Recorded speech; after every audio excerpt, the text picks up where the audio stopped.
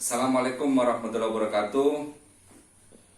Salam sejahtera bagi kita semua. Om Swastiastu, Sampurasun.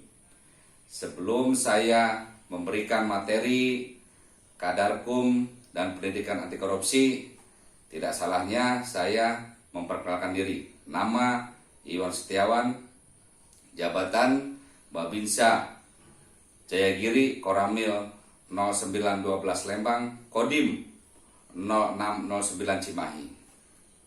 Baik, saya akan memberikan materi masalah Kadarkum.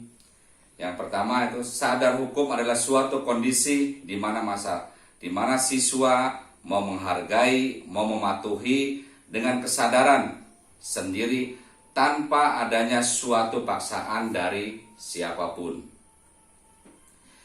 Kondisi siswa terhadap kesadaran hukum pada saat ini dapat dilihat dari tinjauan segi bentuk pelanggaran siswa, segi pelaksanaan hukum di sekolah cenderung meningkat dikarenakan kurang perhatian dan bimbingan orang tua sewaktu di rumah.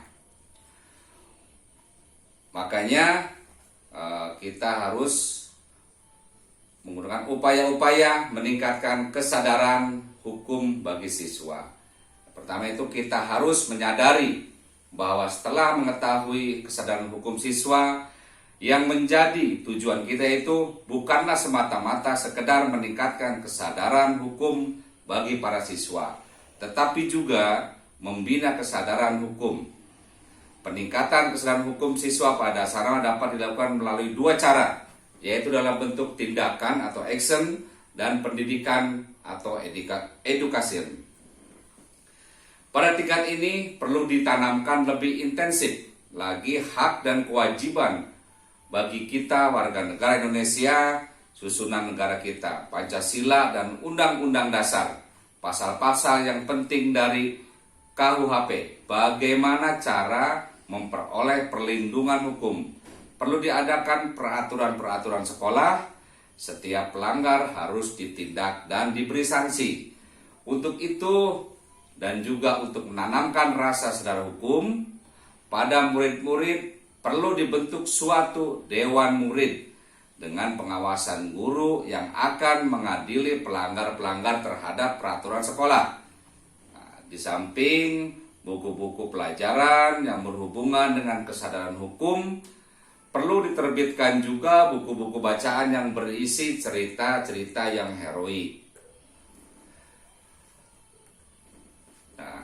Baiklah, mungkin tadi untuk contohnya, kalau kita di sekolah melanggar, yaitu tidak memakai baju yang tidak benar, ataupun pas hari Senin itu terlambat, dan juga kita memakai seragam yang tidak memenuhi syarat. Biasanya sekarang ini adalah dengan via daring, banyak sekali kejadian-kejadian yang tidak diinginkan, contoh ataupun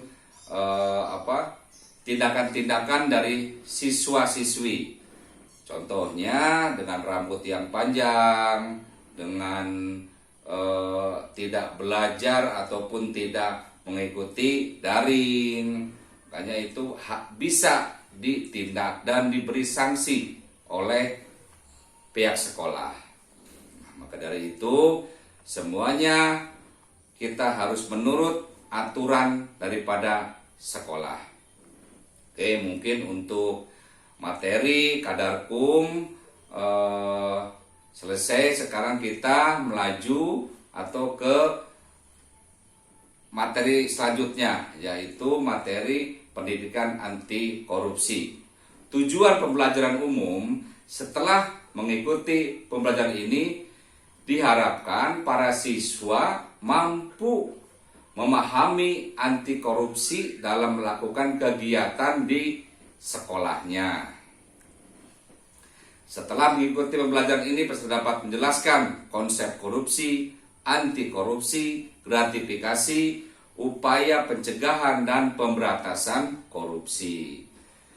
Pengertian korupsi yaitu perilaku atau perbuatan yang tidak jujur di dalamnya, termasuk bentuk kebusukan, keburukan, kejahatan, penggelapan, serta bentuk tindakan amoralis.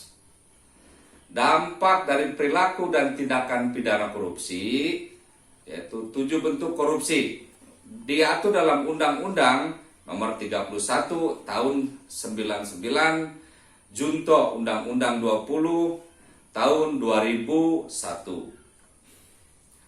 yaitu merugikan negara, keuangan negara, melawan hukum, melakukan perbuatan memperkaya diri sendiri atau orang lain, atau korupsi menyalahgunakan kewenangan, kesempatan, atau sarana yang ada. Selanjutnya itu suap menyuap, memberi atau menjanjikan sesuatu kepada PNS karena kekuasaan atau kewenangan yang berhubungan dengan jabatannya. Penyalahgunaan jabatan, pejabat atau PNS yang sengaja menggelapkan, merusak atau menghilangkan dengan sengaja barang atau akta, surat atau dokumen yang diperlukan.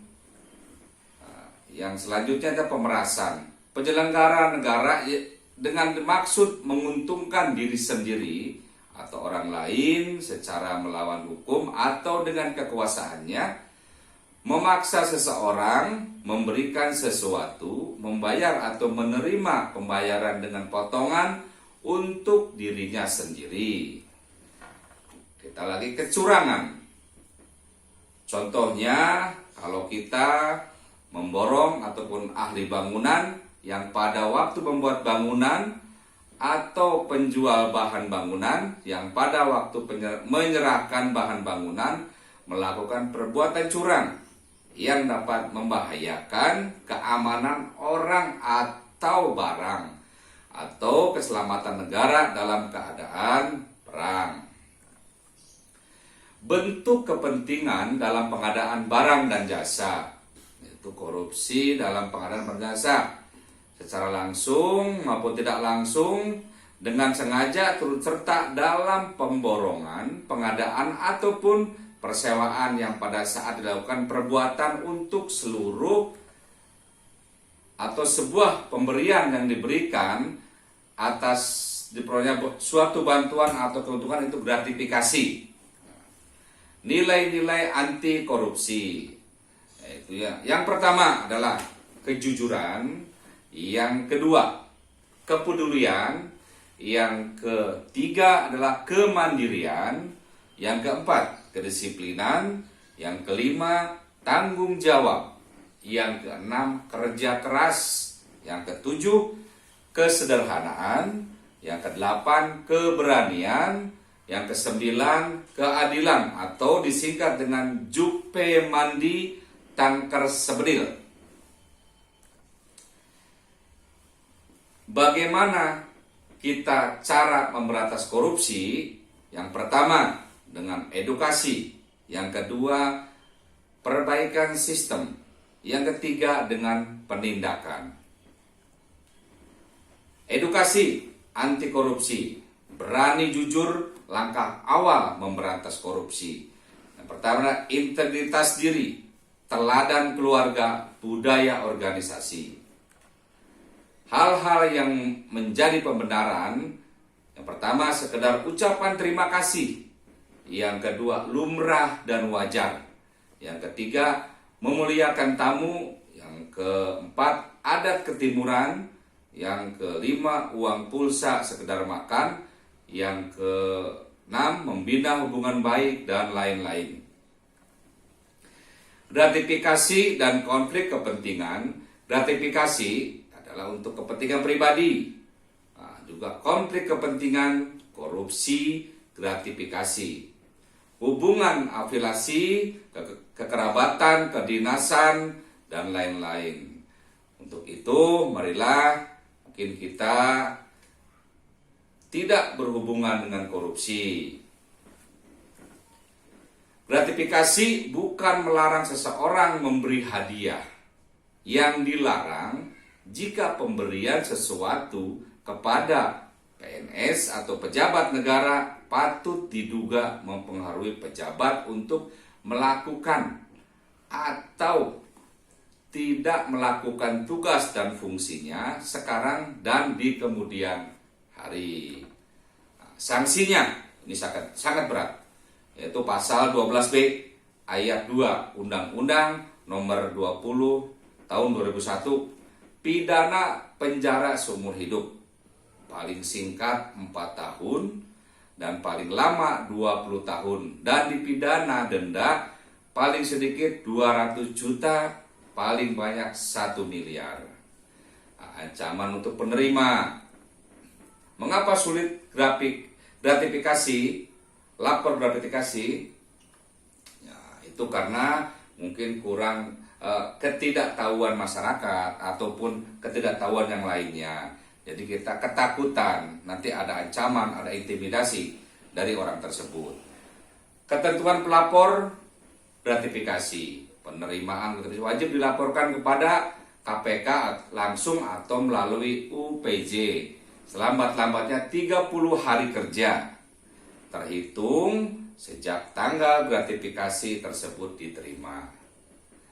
Konsekuensi hukum dari tidak melaporkan gratifikasi yang diterima, adanya ancaman sanksi pidana yaitu penjara dan denda, menyatakan bahwa penerimaan dan atau adanya penyerahan pemberian gratifikasi merupakan hal yang sangat serius sebagai salah satu bentuk tindak pidana yang persis sama dengan tindak pidana suap lainnya dalam Undang-Undang Pemberantasan Tindak Pidana Korupsi. Tata cara pelaporan gratifikasi yaitu disampaikan secara tertulis dengan mengisi formulir sebagaimana ditetapkan oleh KPK dengan melampirkan dokumen yang berkaitan dengan gratifikasi. Formulir pelaporan memuat nama dan alamat lengkap penerima dan pemberi gratifikasi, jabatan pegawai negeri ataupun penyelenggara negara, tempat dan waktu penerima gratifikasi, uraian jenis gratifikasi yang diterima, nilai gratifikasi yang diterima. Bagaimana dengan ini?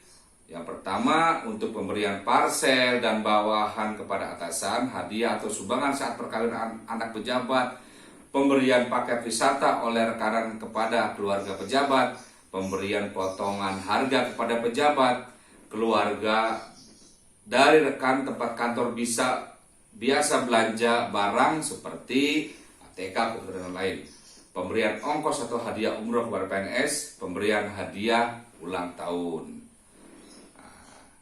Makanya itu termasuk juga, kalaupun kita itu menggunakan uang negara, itu bisa terjerat korupsi. Nah, pada saat ini mungkin banyak para pejabat, mungkin siswa-siswi melihat para pejabat yang ditangkap dan diperiksa oleh KPK. Itu suatu pelanggaran hukum yang berat. Makanya mari kita dengan tidak mendekati, kita dengan tidak mencoba-coba